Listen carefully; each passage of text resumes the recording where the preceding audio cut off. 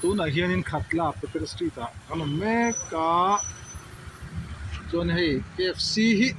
i lok mi kha ama pom tam ve exat ve laka exat ve lak paru kilo arwan chatek tek ve hei ta hian KFC offer tu na aoma voini atang hian aoma an nei sup mai Peter Street lama KFC dong hey two wheeler for ai line so heta azam chho na samaya apui ni pui mo yang tuana an KFC dori pula ma tanga dor tian dia an kum som pa na an ti ani ome ka hiat so lo chuan KFC dor hi tun hi an kum som pa na an ti chu tekin nan an voin ni ang tuna order lei te ho rang rang hianin an lei zang ang khang ti nan sang khan mani chuan sang khan man tang kha a free le se ni kan an chinang hey two wheeler ko ding na sakhop mai ti han zam khatla ya KFC le ko som pani tanga order khatuna hianin an pai chawe an siam tran chawate te sa pani ta order ko kha tu an latran an hon hei tran chaw te poni me hei tam ko mai lai ni KFC la tu nga ek jong so no kan su en chin chim chim ma clear fashion chim chim ma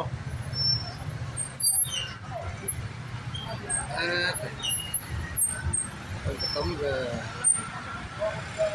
bên mình chỉ nói thêm anh lại này là trên chút mày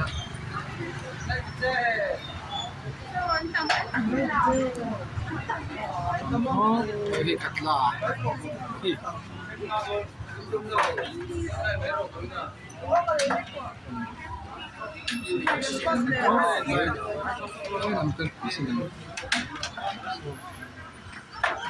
line chút nha som pani tanga order to te khan tu la hen an la zel an lam bek zel chau maya ri don he be offer online ni AFC do hi akum som ta na lom na an tin do me ka hriat so chuan in lo hredik teu te ka hriat thel teu to ma chuan comment na ma lo soi ta mai ula hianin basket sáng khát mình để cho các sự đó sáng khát mình khác anh free thì khan lấy tam phiên khan lấy dạng ra som paruk te ang lấy khan anh lấy dạng gel kha free nan tông gel ni om tak ani dula hian tam khóc mai he lại tam khóc mai có lòng chút coi lại tắm không mai mai này là bốn cái mét gel của họ nó là mà còn mấy có súp mấy này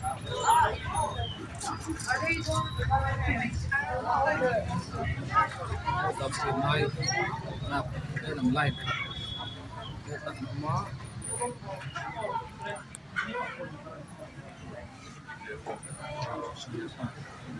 anh hay thật là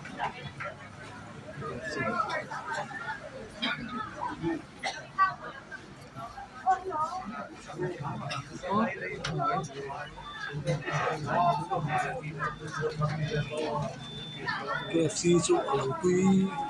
mà nó riêng này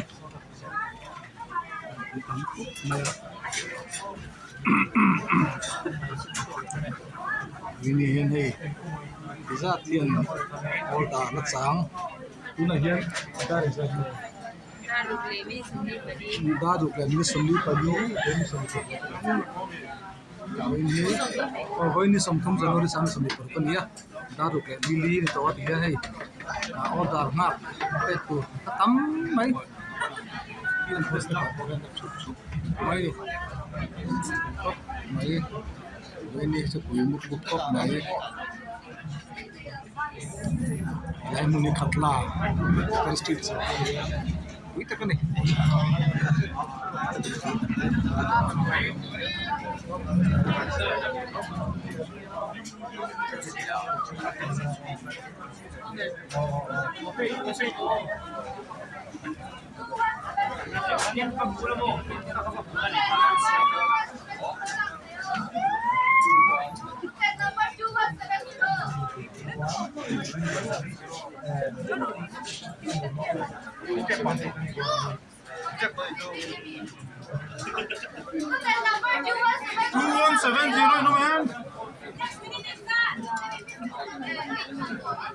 Dal देख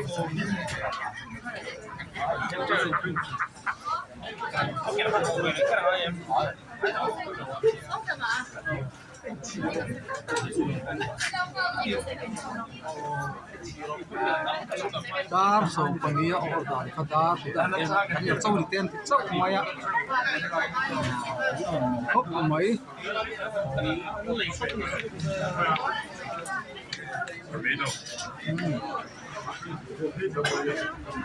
là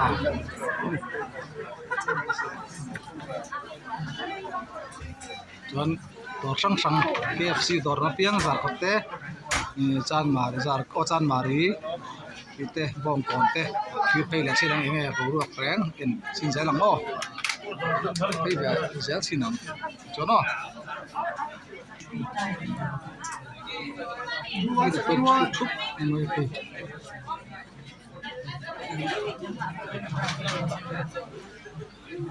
mùng có mấy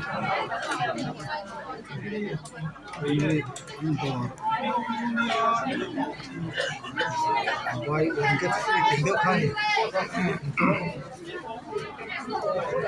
sang thum mình để cho sang thum mình khác thổi lên đông đòn tí na nia sang thì mình để cho sang thì mình khác thổi lên free gift đó này với ni ở hiện tiền chút KFC yang seri KFC yang kamu itu kan sudah terkum so pama akin lobnan offer siam ni info kan kamu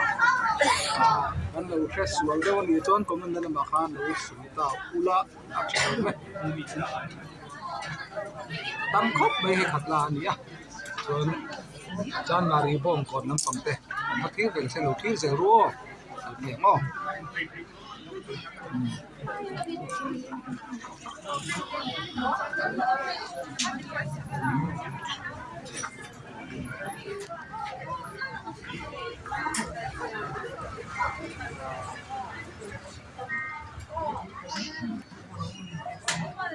hianin sa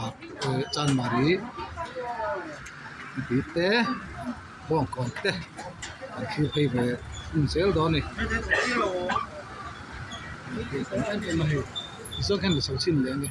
hianin am hle xuống à kia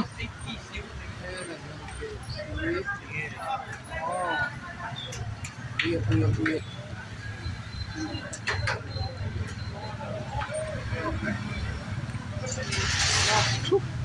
Ini. Oi, maya. Ini. Buy one get one free ini ya.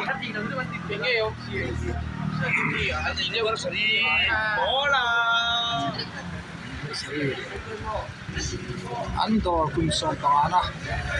Ania, India ram kuma bitok ma India ram ma. Mizoram chau Aizol chau ni lewa. Hey, traffic police jam hai re tuna hian no. Atla Poker Street khalia. Warin bong kon man pakte. Kai leang chan mari bong kol. Kai on yo. Tuna hianin chan mari lam athleng phei yang rep to chan mari KFC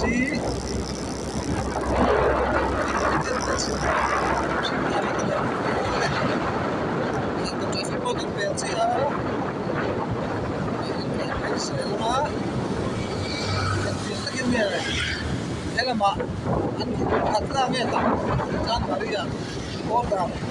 adem ya. Koi ni singkong karin KFC, kecil tiap waktu jauh KFC konsum pengadah. Ani ya, karena kan cin boy dah, dia kan cin ho. Cin nasi ya, tahian chan Maria kan tengah. Masih dah. Tuna hianin hai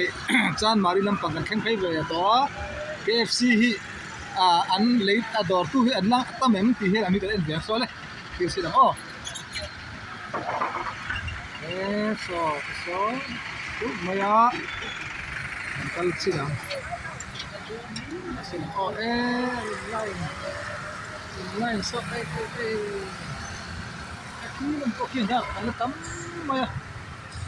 ta po he kha so line tui khop mai helam po pian chunia KFC hi lo tui kan lo du tang he ni tur ani machine ki zo zai mai na kan han ha che hei chan mari tui kha ani a hianin hey machine an line hi la tam ve mai ani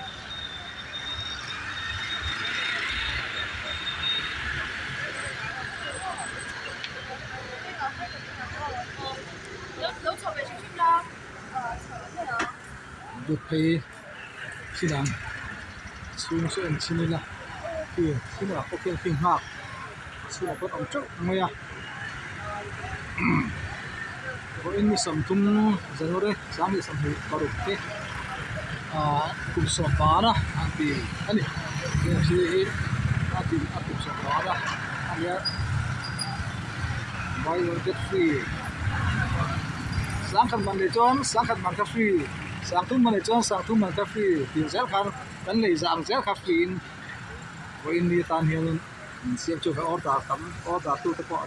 em này chúng ta sẽ mang được đi cái chiêm xin nào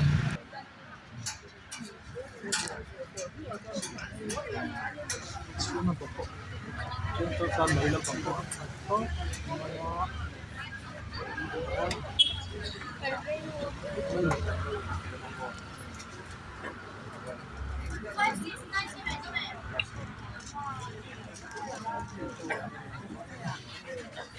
Video tak kisah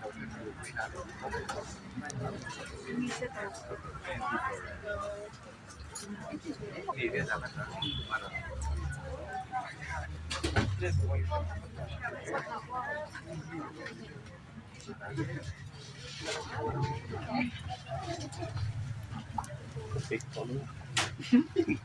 Đi.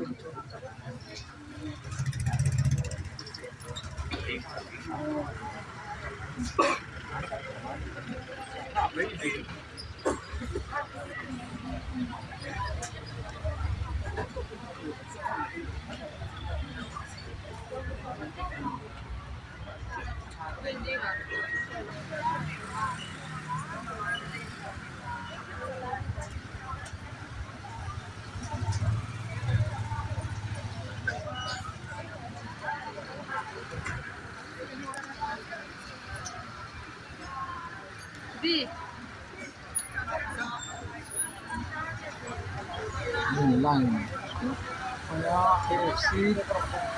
kilo tuy anh em nghe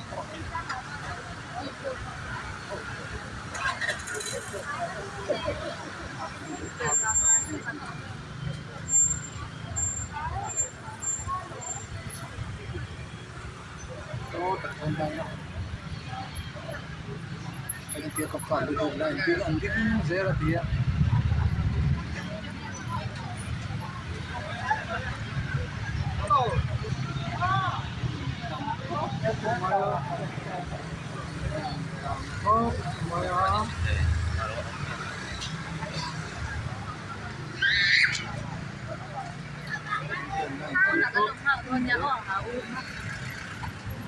KFC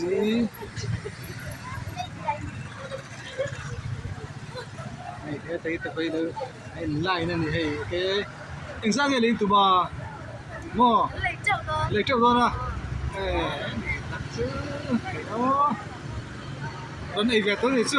cái này sao đâu lấy chậu là cái đó xong về rồi cái đó xong rồi cái đó cái nào nó lằng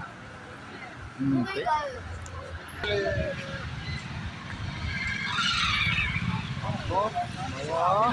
thế là cái hiện tại đó số là cái sắp xếp này chú huy là po ada tim chúc mày tiền số này KFC alo tui beran yang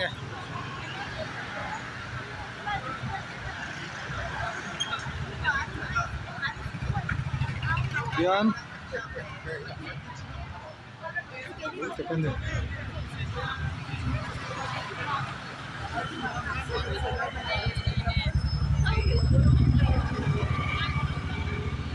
Masukkan loot to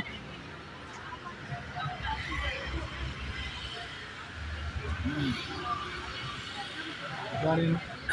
bong kon nắm còn bắt khía lẹ xí đắng là xí nuôi mới để chụp ảnh tên không tầm em luôn kiếm tầm em lấy đi đó là xí tầm em mấy á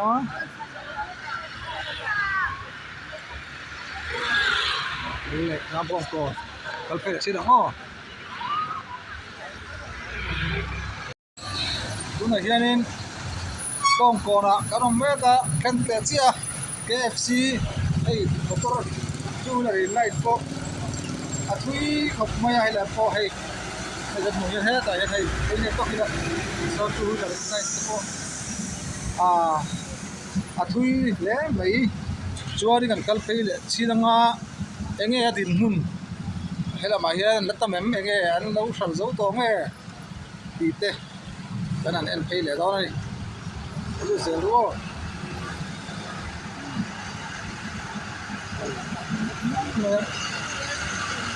Tuần này cái chân so lên vô còn nó tạm khót mày anh lại nó xa đi so tạm khót mấy vô còn có cái gì nó giảm nó tâm mình hay chú là có sao khi alo mà hay là có hay cái KFC ăn sáng này KFC sáng gì KFC cái sáng không sáng đâu mà tuần đây chú là có ăn tấm nhé mấy so thì so đây này bong còn anh đi ăn tu rồi hộp mọi giá này hiện ăn là order son nó phải ăn phải xem don nghe thì bong còn năm bằng hiện thì các chú sợi thì quay tỏ lâu như thế anh tầm nó sắp mấy xí chan mà đi chú anh close đều tốc to sai nó đầy đâu vàng in điang chú thủ anh ya có in đi sầm thum January sáng sầm đi product hian KFC kum som panga atin da lom na offer an siama kan leizat ang zel kha athonin free gift an siama ni an pe ni chu tiang chu wang chuan KFC hi tun mai hian tun zan in te vein ni e alum em ni ni kha kan kuang non le ni se trelo kanam paltakin a han soin lang non le hrim hrim ani chuan hei an kan thut ma bong kon lam pang ko chuan kan pakal chi dak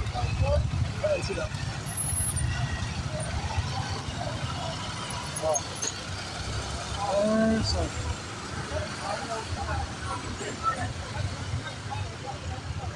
tầm khóc mấy line po hay đâu mà line po thiệt lắm chút mà á đã ra tra in la đây ngay gì dar khát tập ra lại dar khát ra in line khát tu na ăn lật chia ani tiền cái số này lại dar khát in line khát tu ăn lật chia đã ra ta in line ngay ni nang ni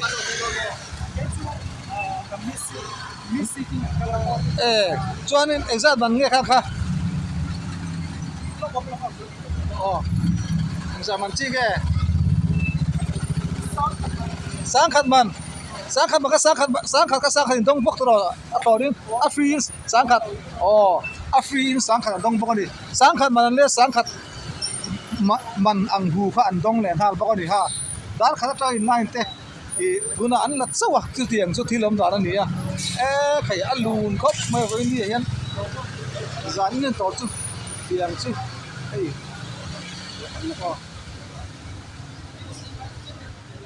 nó mà tiết tiền diễn là hình xuống qua so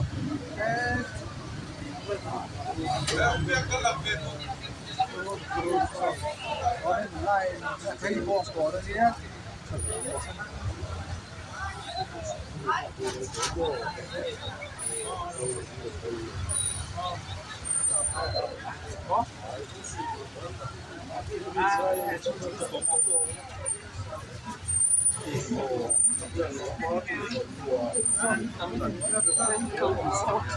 làm khó mày à đi về mấy tụi con thẻ mấy tốn thì dễ mày đi vô còn có tí á KFC ha một tàn ha tàn khát ha có cái hành sao tụi này à tụi đấy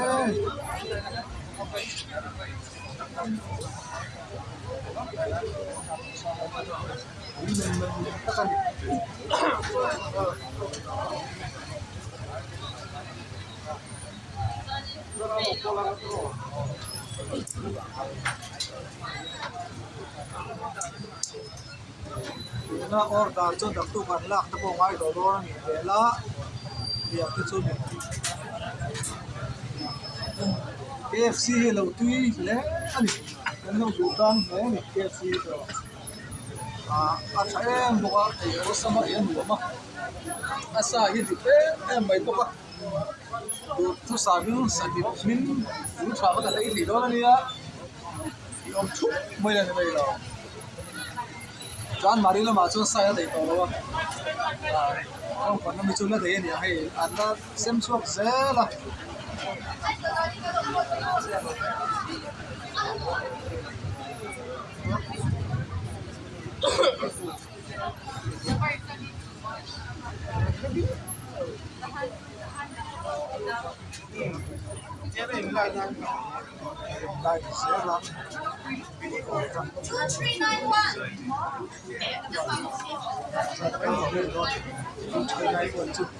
mà vì mà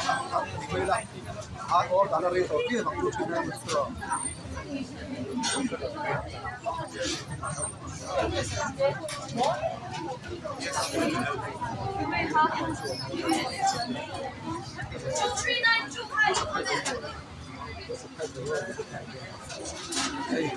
Jam bari à cho nên sai nó để nó mò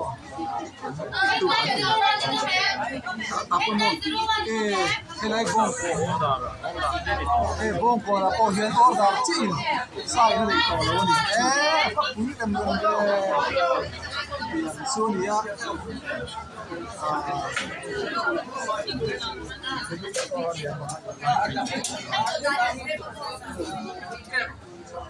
ta cái này to nó phải làm khó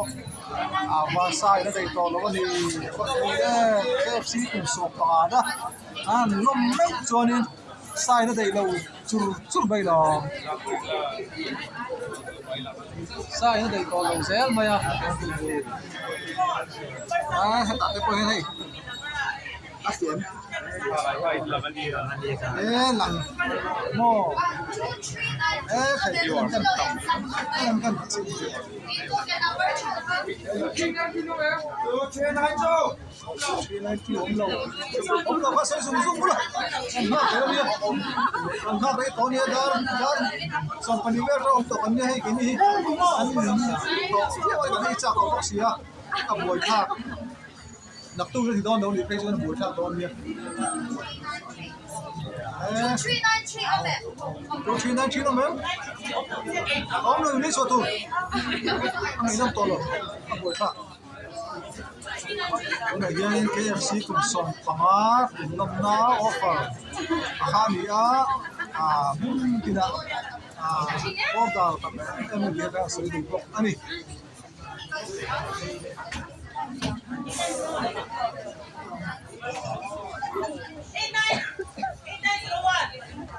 Oh no!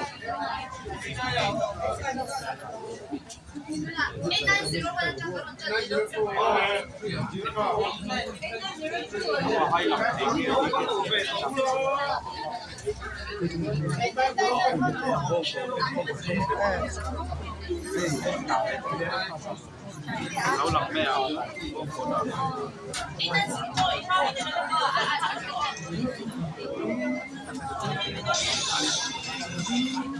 咩啊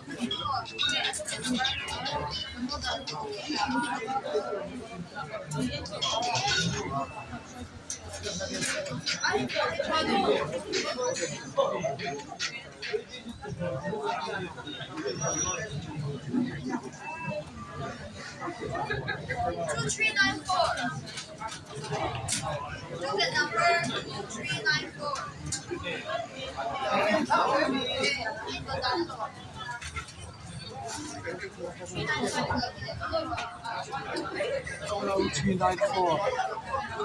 2394 มันขายหลักกี่ดอนเนี่ยมันนัดแข่งเราจัดเจ๋งไหมกี่ชิ้นเจ็บ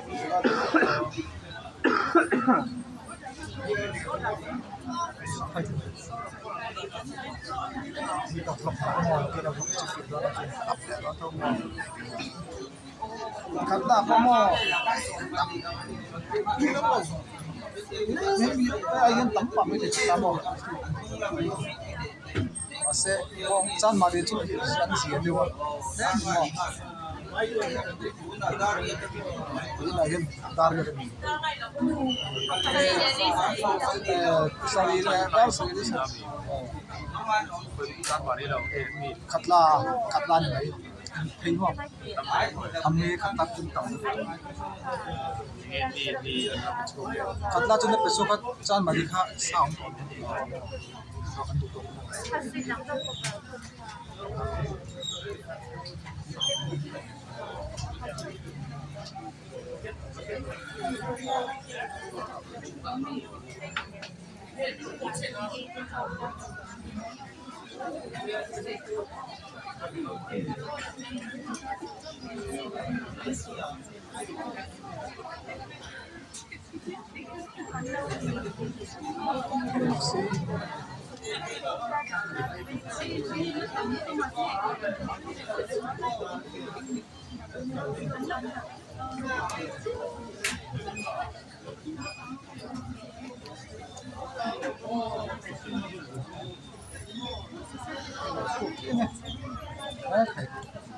tunggu,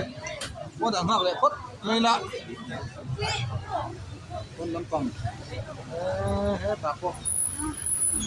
line sunga nang khat tat ko pa yanin on lama te om treu bokani tuna po hian helaya po hian bong pa na po hian sa lampang hi dei to lo an tia ni chu tiang chu kun din hun KFC din hun chu ya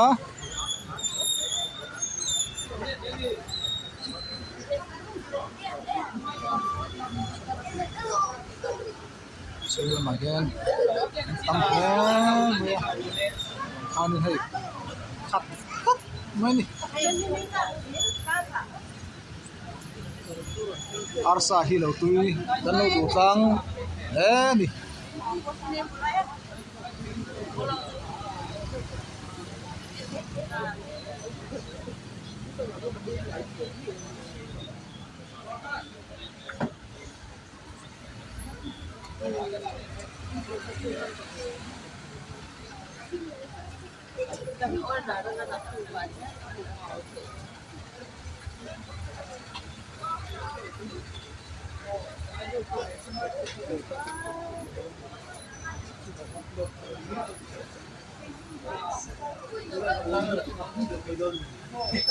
in hak thel to em mami in thek beton to em nang ni dar za tangin in kal dar ni ve na mi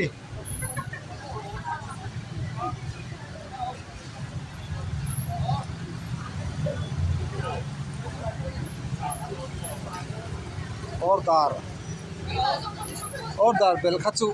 a thei to lo ni om tak ani helam po a zo khat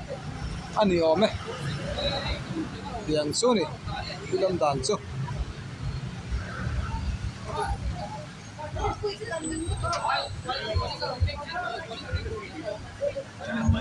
motor la hi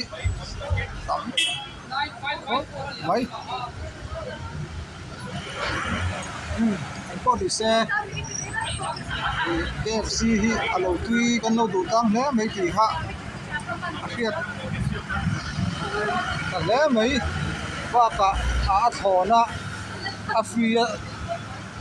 a fia om lai ani wangin an tam hle ni ti kha chiang poka arsa kha tui le ti na wang ni chong na tui thawa sadang po ni se thona tiang leya kan le ang chi a thona kan don ton chon uisa po ni se kan tam thawa mo bok sa po ni se bok sa po ni se mo bok sa pe chu tui le ta hal chu ai chonin bok sa pe chu tui le ta hala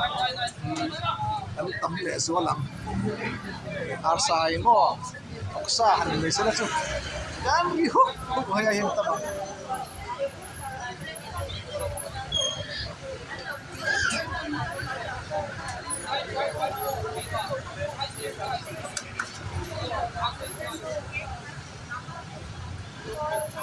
thì po cho cái này là wa so cái đấy cái nó om chap chap ani thì khác bên phía sang lên mấy hero cái cái tram to KFC din cái xia cái nó tram sốt mày đi là tram sốt mày à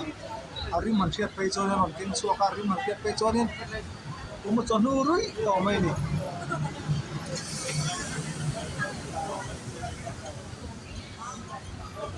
tam mày su nó không có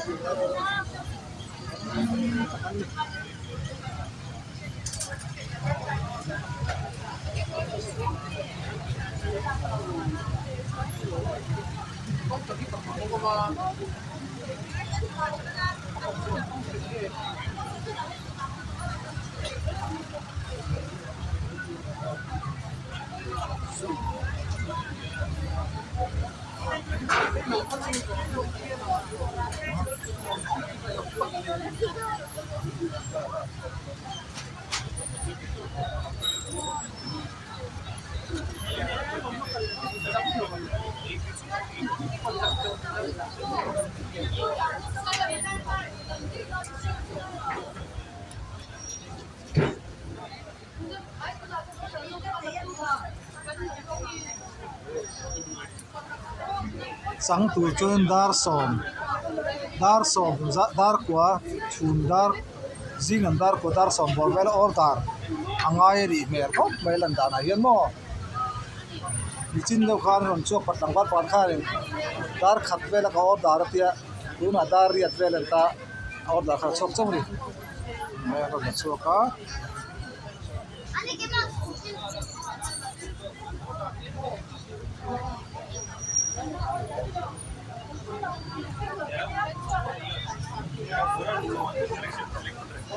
sao là suốt nữa ăn lọc lẽ mày khá khai trúc mày sọ sọ cú sọ khai hồ lọt linh cốc mày ăn đồ ăn lưu cốc mày ăn diom cốc mày Lo che mo lo. rồi cái mà Arriva adesso per tu chia Ho vedere. lập tung tới hiện là tỷ tụ ra ngay là lập tung cả tới hiện là tỷ nó hùng đi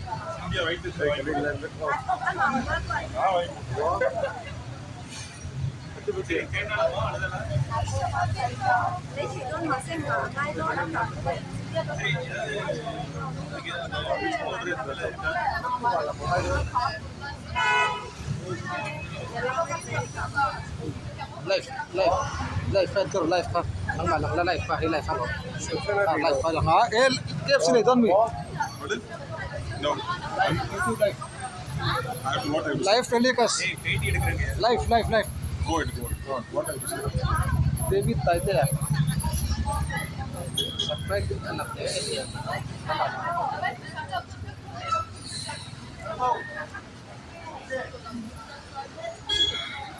khắp phần thổ thì sớm mới khăn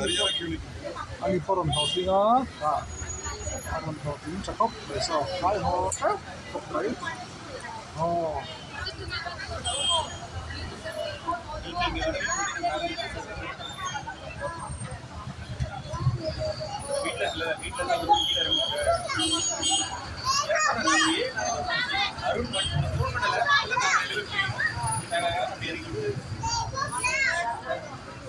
sau là xuống nắm bằng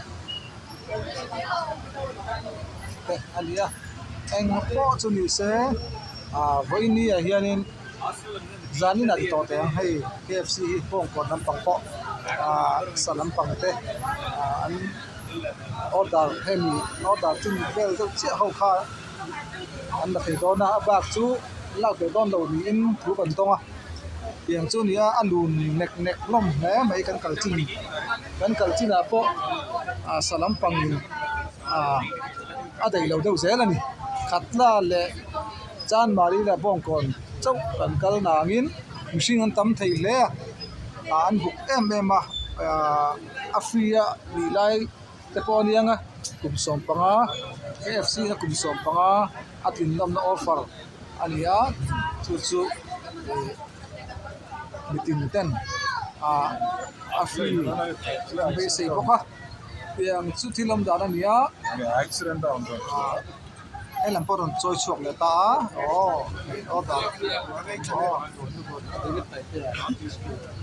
da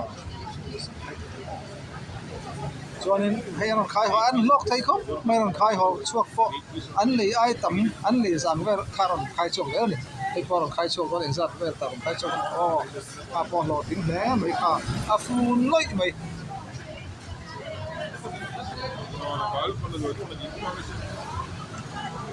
Afiem. Phang ka naman ako. Okay.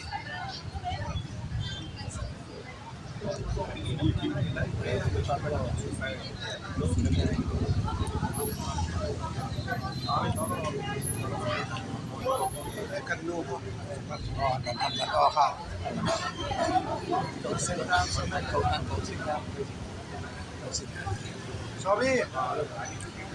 Sabi mo. Sabi ron hoy sok bay. So cái này ăn pai nan nu ka cầu so ka law nga ka duan line tira da na sa tagin line to aray to mo ti chu choi nei to em choi khama lai lam pa min line line pi so mi en line me ka an pai he la ba law ma kan ni ka han sei le be la ti sei tu la bang do tan riu mai chia sẻ tao, phía trả mỏ, phía trả nó không à, hianin order hi an la pe mek zela order hian order hi chu dei tura ngai la tro ei hei tura ngai la order hi dei lo chona poi khopang ding na sa to sian ave tak tak ang ha te dong ve to sia chun se KFC hi alo tui ber mai ni hi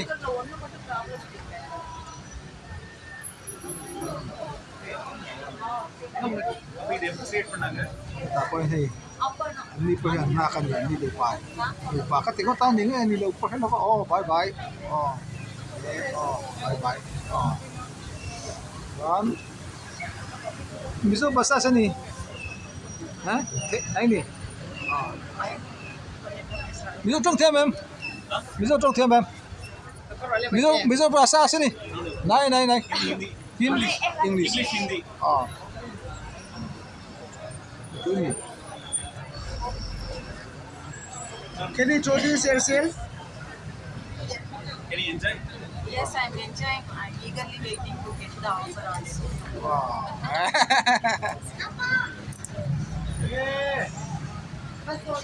Yan hey ani po yan KFC an hak mek ani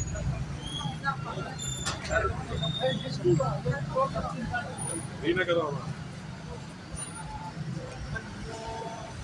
Are you married? Single? She's married. She's married. Yeah. Do you have any boy or girl? Yeah. Good. afia sa mo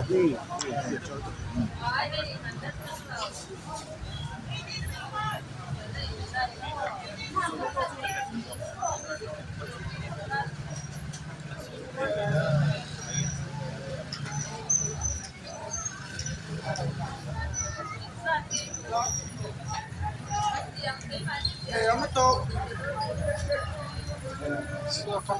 aron khai suka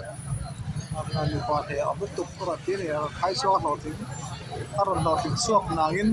adin dei tong i tan anin shak nu ala ani ang le amu tok aron ti aron khai suka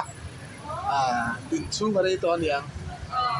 asa aron hom chu ba ba khan adin khan ning to ni na lang tro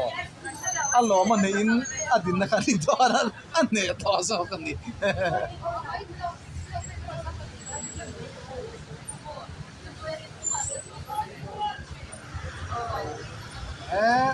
anh khai chuộc chặt lầu riêng mấy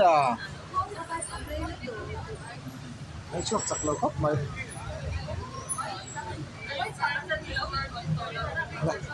anh con đi xe thì anh đi bong con KFC chú cái hành cái dối lệ tan là qua lá anh chú lâu đi xe thì mình sẽ gắn tắm nữa KFC adin atanga dor he KFC hi kum som pa na voini hi ania chumi chu anni atanga anni ang zel kha athonin gift an dong zela cheng zaman de chon zangi man kha dong zela tiang khan le tom pia gin thian dong tom zela chu tiang chu voini atan hian ti lia chu hay khai keu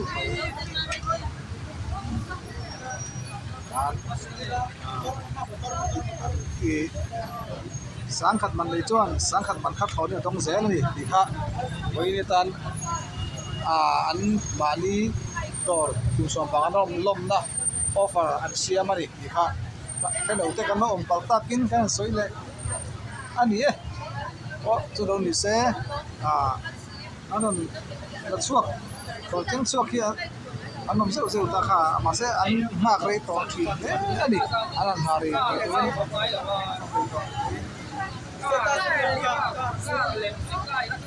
và kun sung anh là kun sung khá rây lẽ đi anh ngạc rây lẽ đi in arin anh ấy yang sẽ film van ya KFC tuy lẽ đi anh đi làm vẻ mấy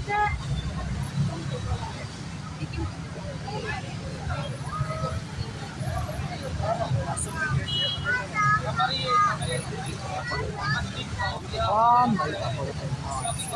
ni dar khat le la tang like dot dia ye chung ya dong an che ni lom to ko mai ti ko kal ti ko lo to ni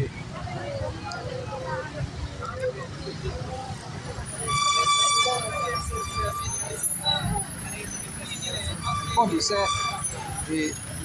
ăn đủ to con to mấy anh à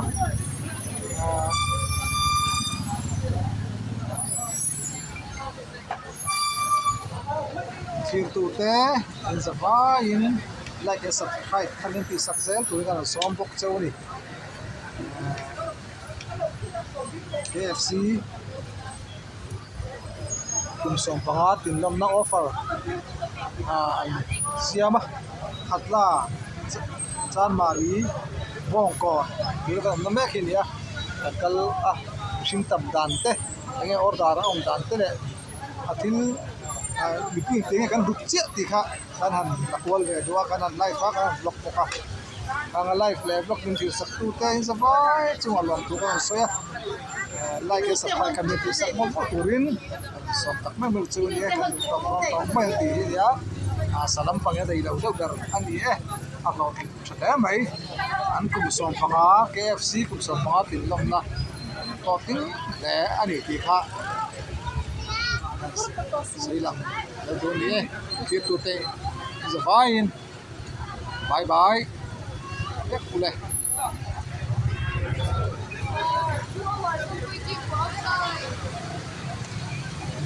Outside.